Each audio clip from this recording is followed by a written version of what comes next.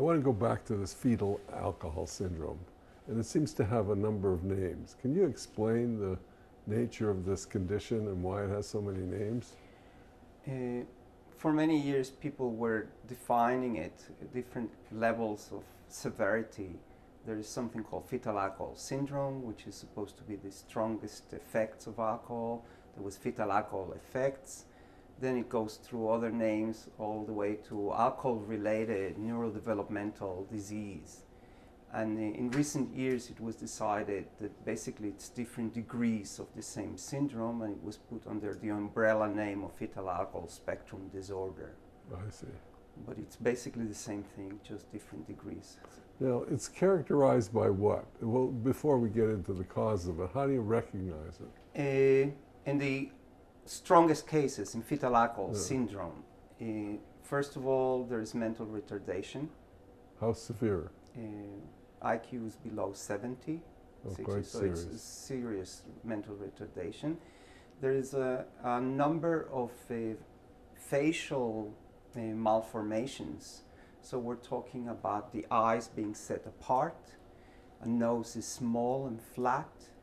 Actually, one of the strongest or the most common things is the upper lip, which tends to be very thin, and the indentation, the philtrum, which tends to be flat. So actually, doctors in the delivery room are told that if they see a baby with a flat philtrum and very thin upper lip, to look for other signs that this might be a baby that was affected by alcohol during pregnancy. And they have serious also, it's not only IQ, but they have behavioral disorders too. In the milder forms, anatomically, they look normal, but they have behavioral problems. So they have a form of attention deficit hyperactivity disorder. They have problems with abstract concepts. They cannot think math. They cannot think things that are completely abstract. Behavioral, in some cases it's even considered a form of autism. I see. So it's very complicated, and it all boils down to rewiring of the brain apparently during pregnancy. It's early pregnancy, isn't it? Or The strongest manifestation, the strongest sensitivity is during early pregnancy, and that's one of the reasons why most of organizations have moved to education. Because it actually, based on our results, we're talking on something like the third week of pregnancy, actual embryonic development. so before they even know they're So pregnant. when the woman starts thinking that perhaps I might be pregnant, it's the highest sensitivity. That doesn't mean that later alcohol drinking won't affect, but milder versions. Yeah, because I read one paper that said you just had to do one binge drinking in that period, and the embryo is really damaged. Yeah, I mean, the field has advantages and disadvantages. For the basic understanding, we have the alcoholic mothers, and there's no question that there's alcohol involvement. But there are reported cases of binge drinking that caused a full fetal alcohol syndrome. I see. So it can happen. And once it happens, they can't do anything to correct it. There's no cure. Most of these children, and actually adults, because these are people that are going to grow to old age, need support all their life. Because if they have problems running their life, they're going to need somebody to support. As children, they'll need special teachers and special classes, depending on the level of severity of the effect, psychologists, all kinds of help to help them thrive and continue. Now, your breakthrough is on the molecular level to understand the process by which it results in that condition. What precisely happens? When we drink alcohol, we have to get rid of it. And this alcohol uses a number of proteins. I mean, we change it to get rid of it. To get rid of it from the body. And eventually we convert the alcohol that's in beer, wine, or whiskey into vinegar, acetic acid. And actually the same proteins are the ones that take vitamin A and make it into retinoic acid.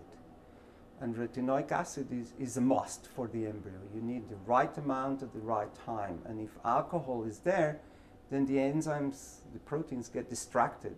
They're getting rid of alcohol instead of making retinoic acid. I see. So the embryo continues to develop because it won't stop, but it's not doing it under suboptimal conditions, and that causes all the malformations. And so the alcohol is in effect a competitor for the key protein and takes it away. It's a competitor. And is there just one single protein, or is there more? It's a whole family of genes. Whole family. It's a whole family of genes. We know at least of 4 that are the main ones.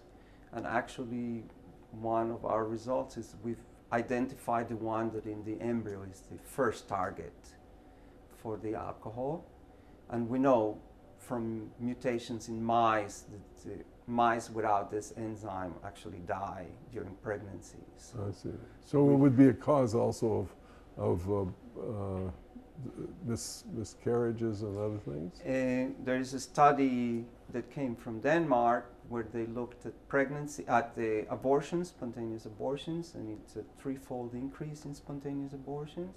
And they also they have another study looking at stillbirth, and also it's a 3-fold increase in stillbirth. I see. So it really is a detrimental. And actually, we're talking about the children that are born, and then they are severely damaged, but they will continue to grow, and like I said, they'll get to old age. Well, the message seems to be that the new labels on wine and beer and all that says alcohol may be dangerous for your health, especially if you're pregnant, they should be bigger than they are. Like they should be in cigarettes, but it is a problem, and education is a very important part. But we believe that if we understand what's the cause, what's molecularly hiding behind it, we might be able to do other kinds of intervention. Like what? What could you do? I mean, this is science fiction. Okay, it hasn't been right. tested. Yes, right. If it's really a competition for vitamin A, could we supplement some things with vitamin A? I mean, we drink milk with vitamin D and E. Could we? Oh, you mean take? Extra people should vitamin take A. extra vitamin A. I mean, we've shown that in embryos under experimental conditions, if we treat with alcohol, but we increase the doses of vitamin A that the embryo sees, we can block the effects of the alcohol.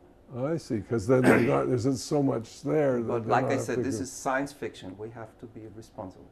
There is an idea of perhaps increasing vitamin A or just supplementing vitamin A to accepted doses. I mean, not to. This is not a cure. It hasn't been tested. So right. I So don't know if I should. Yeah, don't do it.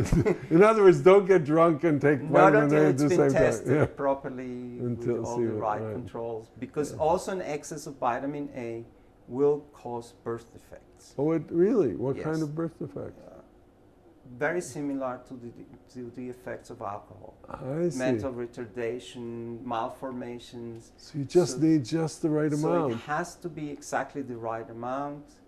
How does the body do that? That's the magical. magic of the It body. really is That's the magical if you magic think of of the it. body. If excess would cause problems and deficiency causes problems, and you got to hit it right. So in the case of retinoic acid controls the amounts of the enzymes, of the proteins that make retinoic acid. So if there's too much retinoic acid, it stops making these proteins to bring the levels a little bit down and keep it at the right concentration, the right amount.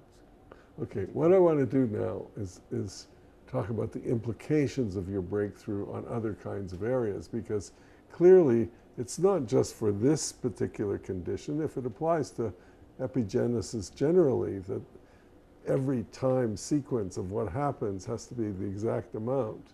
And I also want to go into the question of, does it happen to everybody? But we'll wait for our break and then we'll resume the discussion.